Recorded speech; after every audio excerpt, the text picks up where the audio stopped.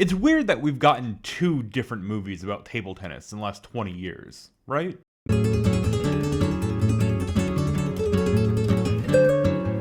There's a movie I want to talk about today. It's about a young man who, despite what everybody in his life tells him, really just wants to devote himself to the sport of table tennis. Now, this young man, he's not particularly likable, and his narrow focus can be off-putting to some. He's good at his sport, damn good, in fact, but despite his best efforts, he just can never really make it happen. At its core, this movie is fun, it's chaotic, and it has a whole lot of heart. But I will say, it does get a little weird about Asian people. So today, I will be talking about...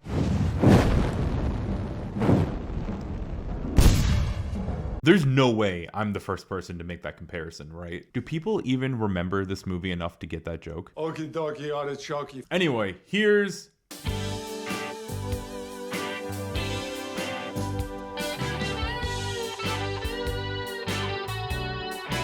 Marty Supreme. Some spoilers ahead, but honestly, not too many. Now, as per usual, I am quite aware that I'm a little bit behind the curve on talking about this one, but with Timmy Schatz alienating his fan base once again, I figured now was as good of a time as any to talk about this surprisingly polarizing movie. So I know that's probably like a little bit of a red flag, but I'll be honest, I kind of enjoyed it. Is me saying that it's a red flag? A red flag? My god, can anyone agree on anything about this movie? Alright, so what worked? Now maybe I am just an agent of chaos, but I enjoyed the pacing of the movie. I liked how it felt like 4 different movies stitched together. I liked how the stakes weren't particularly high, even though that table tennis little weirdo made it seem like it was always a matter of life and death. Speaking of life and death, I did enjoy how the actually perilous moments in this movie were seemingly just put on the back burner for the sake of Marty getting to that goddamn tournament. I think Marty is very much a character that you're supposed to love hating while also respecting his literal love of the game.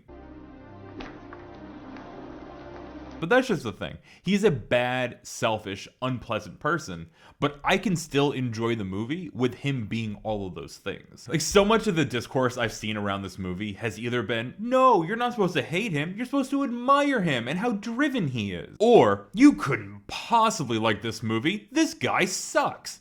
Oh, brother, this guy stinks! And honestly, I think both things are true. And of course, we have an entire spectrum of opinions in between, but by and large, I do think that those are kind of like the 2 prevailing camps. You know, it reminded me of the conversations around the Joker when it first came out. Like, the amount of people that watched the Joker, and I hate to use this term, but the amount of people that watched the Joker incorrectly was astonishing. For years, I consistently said that it was the fan base that made me not like that movie. And don't get me wrong, the Joker is by no means perfect, but I appreciated what it had to say about systems, disenfranchisement, and what happens when we just abandon our more vulnerable populations. Although I have kind of grown to resent its messaging that when left untreated, people experiencing a mental health crisis will just start killing. Like, maybe Arthur was a homicidal asshole, and also the system failed him. Okay, I'm waiting for the punchline. Fuck, I keep doing this, sorry. Okay, Marty Supreme.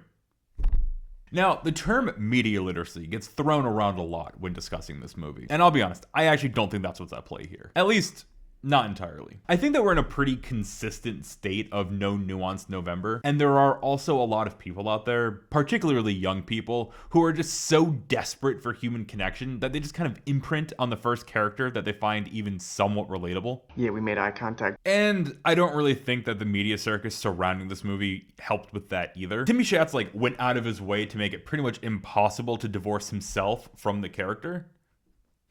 Which, in a truly disappointing way, also reminds me of, like, the studio system and contract stars. But we are not here to talk about things I know very little about. So we'll move on and talk about a movie that I know very little about. Okay, so going back to the movie, again, I would have liked to see at least one character that was somewhat grounding. Like, from a viewing perspective, everyone just kinda sucked. But with that, from a narrative perspective, that does add a degree of realism, I guess. Also, I would have liked to see this movie treat at least one woman character like a goddamn human being and not just objects or obstacles for Marty's amusement. So I'm not really in the business of commenting on women's appearances or anything like that, but I did feel like Gwyneth Paltrow had the face of someone who knew what an iPad was. Okay.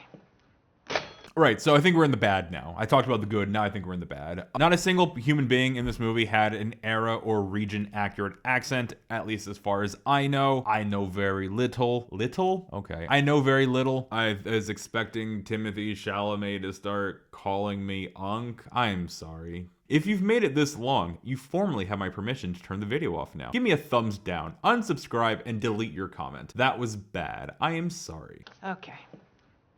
I thought Fran Drescher did a great job. We're not going back to positives though, because she was barely in the goddamn movie. Like, I'm pretty sure the dog got more screen time than she did. Also, with the dog, talk about a sleeper plot that went like absolutely nowhere by the end. Like, at first I was amused by how something as inconsequential as bringing a dog to the vet could be so explosive. Ha. To the plot. But then they just kind of forgot about it. Like, I know they had the whole arc around it, but it didn't really feel like it had any actual conclusion. Dog, Wally, fuck that dog! I don't know. Maybe I'm misremembering, but the conclusion to the arc felt kind of rushed. Also, why was he even in that shithole hotel again?